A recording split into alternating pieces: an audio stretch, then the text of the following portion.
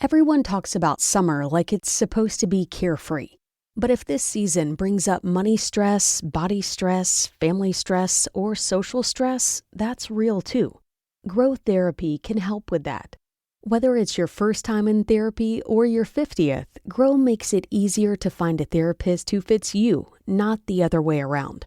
They connect you with thousands of independent licensed therapists across the U.S., offering both virtual and in-person visits, nights and weekends. You can search by what matters, like insurance, specialty, identity, or availability, and get started in as little as 2 days. And if something comes up, you can cancel up to 24 hours in advance at no cost. There are no subscriptions, no long-term commitments. You just pay per session. Grow helps you find therapy on your time. Whatever challenges you're facing, Grow Therapy is here to help. Grow accepts over 100 insurance plans, including Medicaid in some states. Sessions average about $21 with insurance, and some pay as little as $0 depending on their plan. Visit growtherapy.com/booknow to get started. That's growtherapy.com/booknow. growtherapy.com/booknow. Availability and coverage by state and insurance plan. What is art without the muse? Many of Western art's most famous works are depictions of women. But who were these women?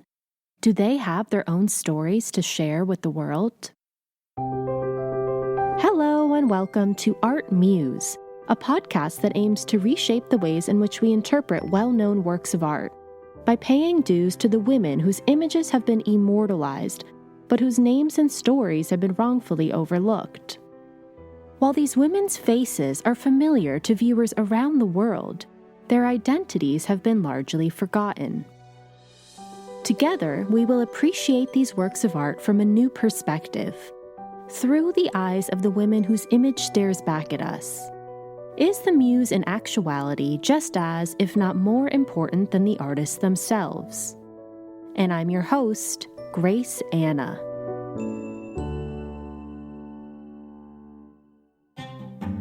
Hi listeners, host Grace Anna here. Today we are sharing a special episode from our friends at the podcast History Daily, which releases daily episodes on interesting historical events that happened that day. These episodes discuss all sorts of different histories, from famous war battles to groundbreaking fashion to important medical discoveries, and even to significant moments in sports. You can learn more about History Daily on their website, www.historydaily.com. In this episode, host Lindsay Graham discusses Betty Friedan's seminal work, The Feminist Mystique, published on February 19, 1963. The Feminist Mystique, which spoke to widespread discontent amongst American women confined to the domestic sphere, kick-started the second-wave feminist movement. After conducting her own extensive interviews and research, Friedan expressed the frustration and restlessness many American women were secretly harboring inside. In response, Friedan advocated for women's inherent right to pursue a life and career of their own, and not be limited to domesticity. The feminine mystique inspired women across the country to go back to school, return to the workforce, and find value in their lives outside of being wives and mothers. Friedan deserves to be honored as an important figure of American history, whose work continues to positively impact women today. ArtMuse will be returning soon with a 2-part episode on the Japanese geisha turned actress, Sada Yakko. Until then, we hope you enjoy this special episode from History Daily.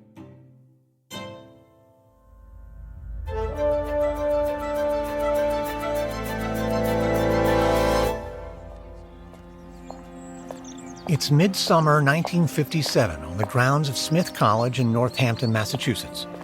36-year-old Smith alumna Betty Friedan smooths the creases from her dress and takes a deep, settling breath. Through the gate in front of her, a wide lawn stretches out. Groups of women cluster beneath the trees, laughing and talking. Today is the 15th anniversary reunion for the Smith College class of 1942. Betty forces a smile. and then steps through the gates. As she crosses the lawn, she recognizes faces she's not seen since the day they graduated.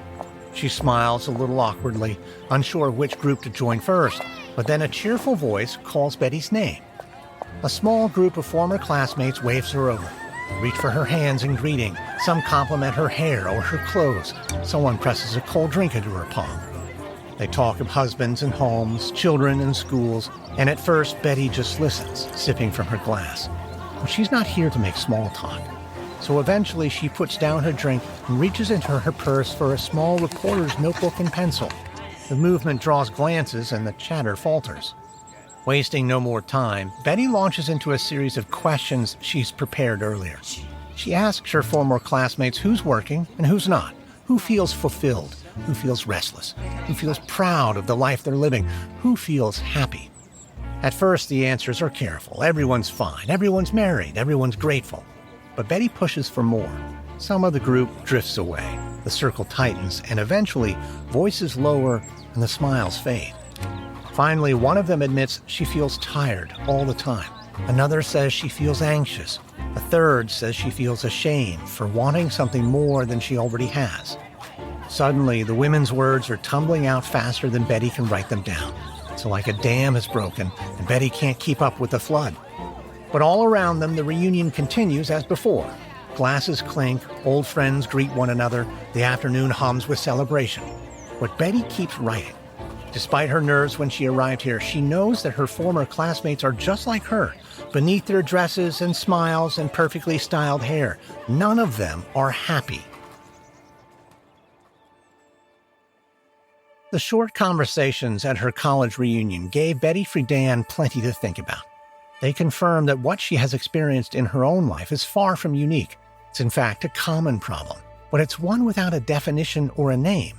So inspired by what she's heard from her classmates, Betty will be determined to change that, and her crusade will help kickstart a new era of feminist thinking and campaigning when she publishes her first book on February 19th, 1963. We'll continue our story after a brief word from our advertisers.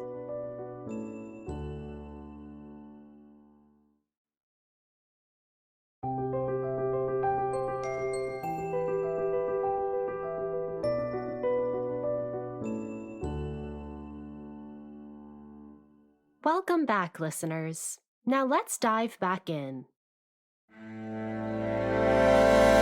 From Noiser and Airship, I'm Lindsey Graham, and this is History Daily.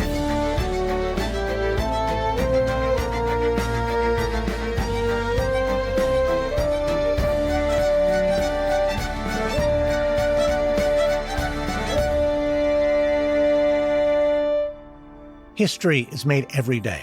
On this podcast, every day, we tell the true stories of the people and events that shaped our world. Today is February 19th, 1963, the feminine Mystique.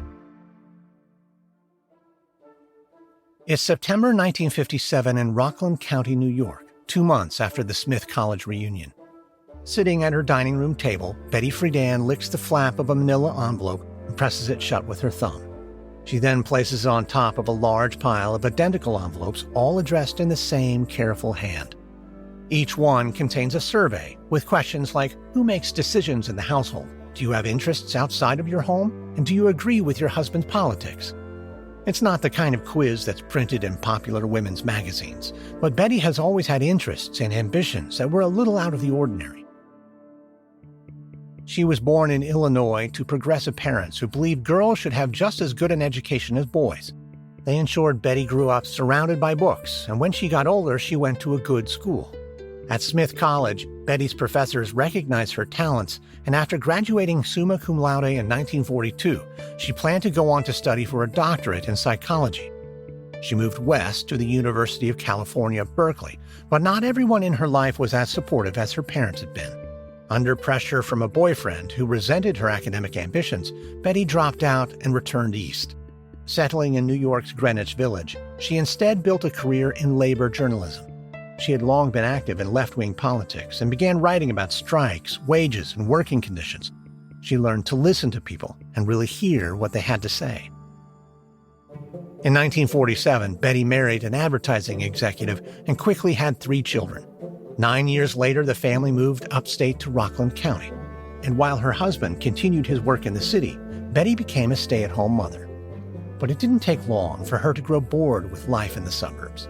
By her mid-30s, Betty's once promising career in journalism had been reduced to writing occasional articles for women's magazines, and her commissions were almost exclusively about homemaking or domesticity. So as her 15-year college reunion approached, Betty began wondering if her classmates were as dissatisfied with life as she was.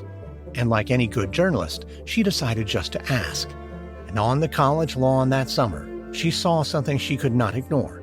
From the outside, the women around her seemed to have it all, but inside, many of them were just like Betty, increasingly frustrated and unhappy.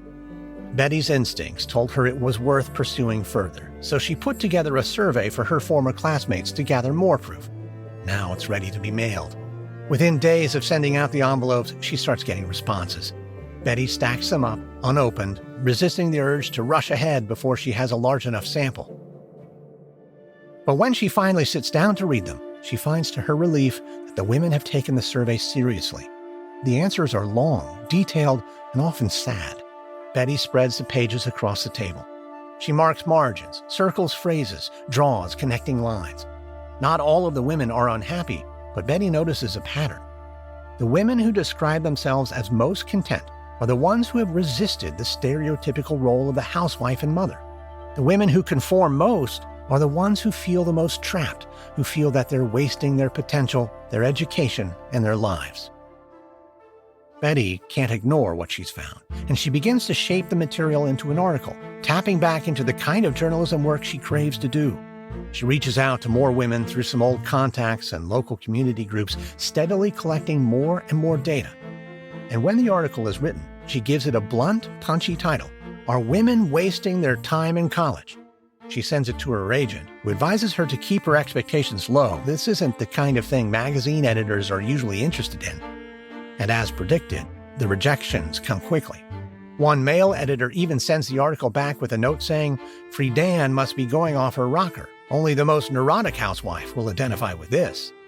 Soon after, Betty's agent concludes that no major women's magazine will touch it. But Betty doesn't back down. If her article can't get published, she decides to raise the stakes by turning it into a book. Betty has no illusions about what she's attempting. Turning a short article into a book will take time. It will mean working around the demands of family life, squeezing in research, and writing late at night or early in the morning. But Betty won't be deterred, and once she begins, she'll find she cannot stop. We'll continue our story after a brief word from our advertisers.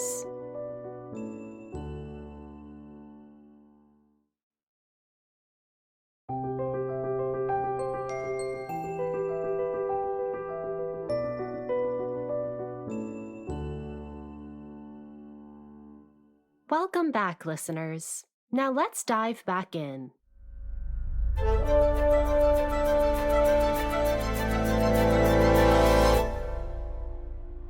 It's February 1959 in Rockland County, 2 years after Betty Friedan decided to turn her rejected article into a book.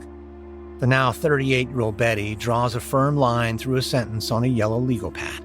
She flips the page and rewrites it. The house around her is quiet.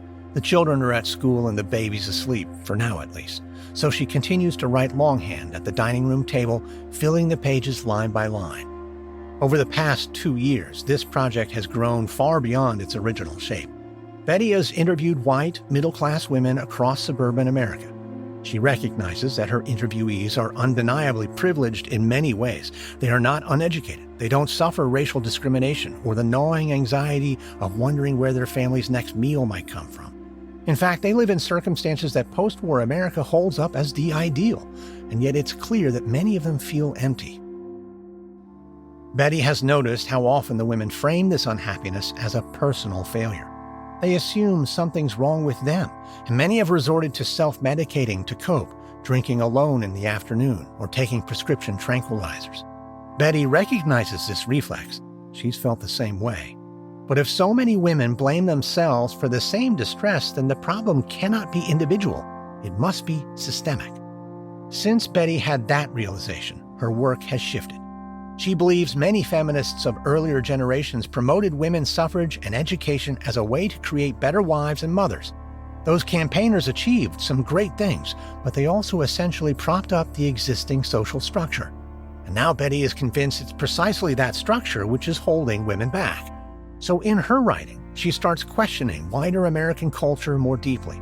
She writes about Sigmund Freud and the way his ideas have been used to argue that women are happier in traditional feminine roles. She examines popular women's magazines that celebrate domestic devotion while quietly discouraging ambition. And she critiques educators who steer young women and girls away from careers and toward marriage as a final goal. Of course, Betty is still part of the social structure she's condemning. She's still a housewife. She still has to write between dropping off her kids at school, household errands, and preparing meals. But despite all those challenges, steadily her manuscript thickens. The legal pads pile up. It takes years, but by the early 1960s, Betty is finally ready to submit her book to publishers. She knows that her argument is controversial, but she hopes that the evidence she's assembled will make it impossible to ignore. But when the responses arrive, they are depressingly familiar. Some publishers tell Betty that the book is too provocative and urge her to soften her language. Others suggest the dissatisfaction she describes won't be of interest to a wide enough readership. A few even question whether the problem exists at all. But eventually, New York publishing company W.W. Norton agrees to print the book, which Betty titles The Feminine Mystique. But even then, W.W. Norton's commitment is limited. The initial print run will be small, just 2,000 copies. There will be no marketing campaign to support its release, and the publisher seems to have little confidence that the book will ever be read beyond a niche audience. Still, Betty agrees anyway. She's come too far to abandon the book now. The most important thing is that it's published, that the argument she's making is put out to the public. So as the final galleys are prepared, she reads through the manuscript one more time. She still believes every word. Women have been taught to seek self-worth outside themselves, whether it's their husbands, their children, or their homes. Their own development, education, and ambition have been neglected and even treated as dangerous or unfeminine. Her book does not promise readers happiness, and it suggests no neat solutions to the problem Betty identifies. What it offers instead is only recognition. The publishing industry doesn't think there's much of a market for that, but all the editors and executives who doubted her will be proved wrong. The book will not land quietly, and it won't be forgotten. Instead, the world will discover just how many women have been waiting to see their lives in print. We'll continue our story after a brief word from our advertisers.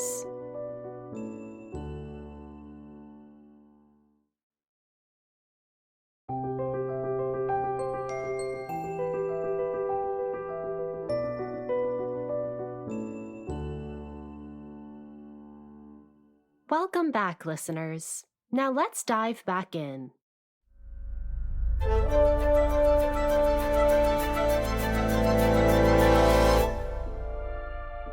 It's February 19th, 1963 in New York City, 6 years after Betty Friedan first began interviewing American housewives.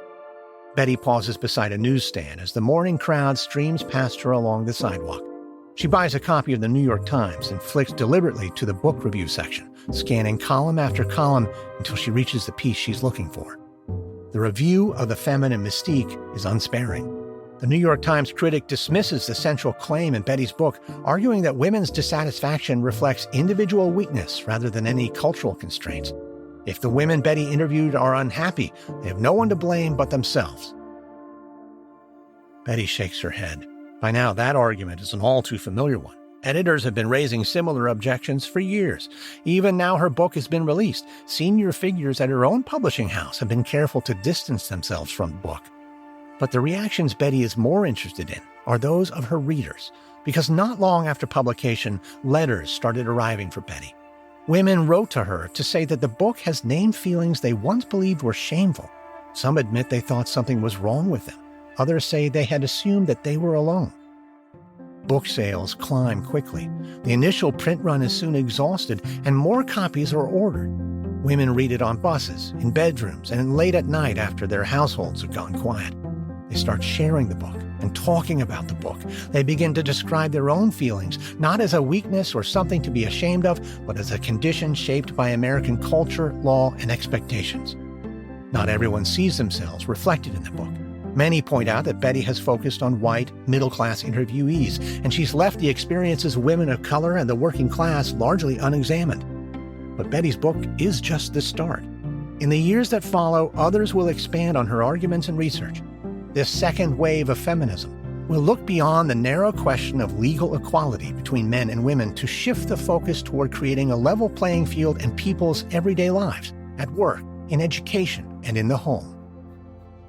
By naming a problem earlier generations experienced but never fully articulated, Betty Friedan helped make that shift possible, and a new chapter in the fight for equality in America began with the publication of The Feminine Mystique on February 19, 1963.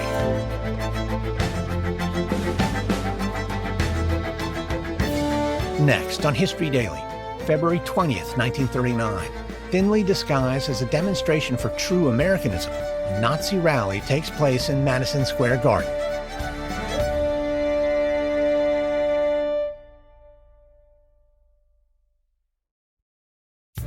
From Noiser and Airship, this is History Daily, hosted, edited, and executive produced by me, Lindsey Graham. Audio editing by Mohammed Shazir. Sound design by Molly Bach. Music by Thrum. This episode is written and researched by Olivia Jordan. Edited by William Simpson. Managing producer Emily Burke. Executive producers are William Simpson for Airship and Pascal Hughes for Noiser.